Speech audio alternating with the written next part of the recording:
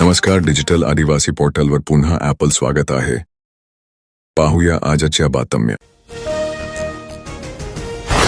अक्कलकुवा शहरातील वरखेडी नदी परिसरात फिल्टर पाईपांच्या ढिगाऱ्यासह कचऱ्याला आग लागली. ही भीषण आग लागल्याने सुमारे 2 किलोमीटर अंतरापर्यंत धुराचे लोट दिसत होते. या आगीमुळे वरखेडी नदी परिसरात अग्नितांडवाचे स्वरूप दिसून आले. फिल्टर पाईपसह विविध साहित्य जळून खाक झाल्याने लाखो रुपयांचे मोठे नुकसान झाले आहे.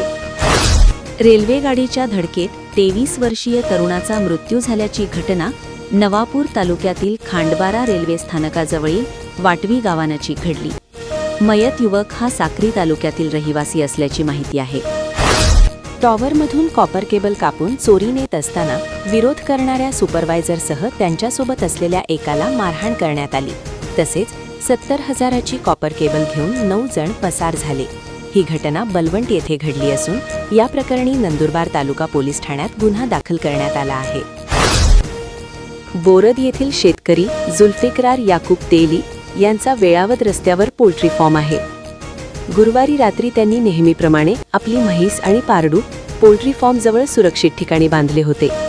मात्र मध्यरात्रीच्या सुमारास दबा धरून बसलेल्या बिबट्याने अचानक पारडूवर हल्ला चढवला. बिबट्याचा हल्ला इतका भीषण होता की यात पारडूचा जागीच मृत्यू झाला.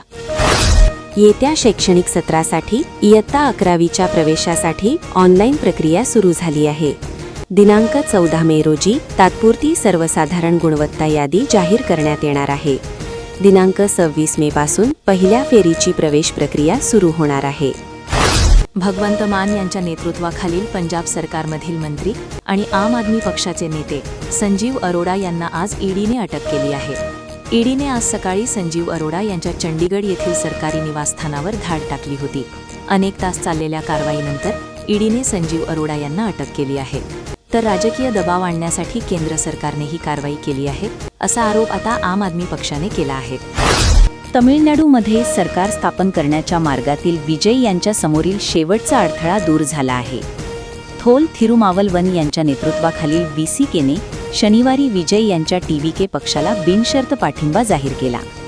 टीव्हीकेने आता काँग्रेस, सीपीआय, सीपीआयएम, आययूएमएल आणि व्हीसीके यांच्या पाठिंब्यामुळे 118चा बहुमताचा आकडा ओलांडला असून युतीचे संख्याबळ आता 120 वर पोहोचले आहे. यामुळे विजय यांचा सत्ता स्थापनेचा मार्ग अखेर मोकळा झाला असून बहुमताअभावी रद्द करण्यात आलेला शपथविधी आता लवकरच होण्याची शक्यता व्यक्त केली जात आहे. महाराष्ट्र राज्य पाठ्यपुस्तक निर्मिती व अभ्यासक्रम संशोधन मंडळातर्फे बालभारती उपलब्ध करून दिली जाणारी पाठ्यपुस्तकांपैकी काही इयत्तांची पाठ्यपुस्तके शैक्षणिक वर्ष 2026-27 मध्ये बदलणार आहेत. त्यात राष्ट्रीय शैक्षणिक धोरणानुसार इयत्ता 2री, 3री, 4थी आणि 6वी या इयत्तांना नवीन पाठ्यपुस्तके लागू होणार असून इयत्ता 5वी, 7वी, 9वी आणि 11वी या इयत्तांच्या पाठ्यपुस्तकांचे शेवटचे वर्ष असणार आहे. नंदुरबार रेल्वे मार्गावरून ओखा तिरुपती ही नवीन साप्ताहिक एक्सप्रेस दिनांक 11 मे पासून सुरू होणार आहे. खासदार श्रीमती पूनमबेन, आमदार पभूभा माणिक यांच्या हस्ते 11 रोजी ओखा तिरुपती एक्सप्रेसचा 11,560, 11,559 शुभारंभ करण्यात येणार आहे. ओखा तिरुपती एक्सप्रेस दर सोमवारी ओखा येथून रात्री 11:35 वाजता सुटेल. मंगळवारी 4 वाजता राजकोटला पोहोचेल. बुधवारी रात्री 11:30 वाजता तिरुपतीला पोहोचेल.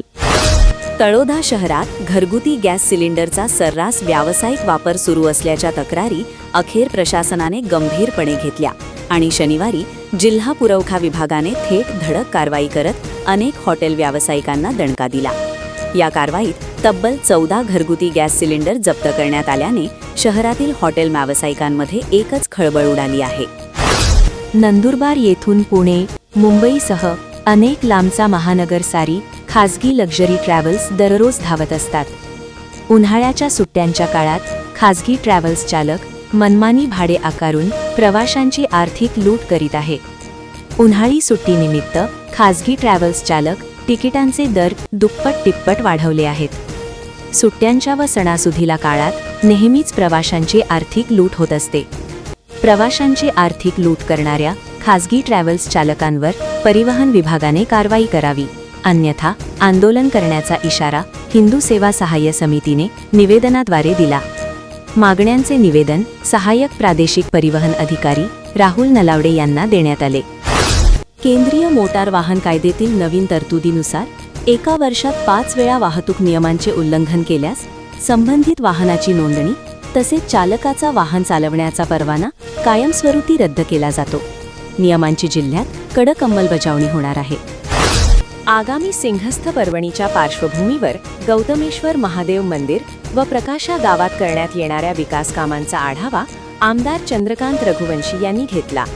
यावेळी सभामंडपासाठी आमदार निधीतून 25 लाखांचा निधी देणार असल्याचे आमदार रघुवंशींनी सांगितले. नंदुरबार जिल्ह्यातील सर्व 639 ग्रामपंचायतींनी माझे गाव आरोग्य संपन्न गाव अभियानात सक्रिय सहभाग घ्यावा. सर्व प्राथमिक आरोग्य केंद्रे व उपकेंद्रांनी देखील प्रभावीपणे सहभाग घेऊन जिल्हा व राज्यस्तरावर पुरस्कार प्राप्त करण्यासाठी प्रयत्न करावेत. या अभियानाच्या यशस्वी अंमलबजावणीसाठी मार्गदर्शक पुस्तिका उपयुक्त ठरणार असून ग्रामपंचायत व आरोग्य संस्थांनी तिचा प्रभावी वापर करावा.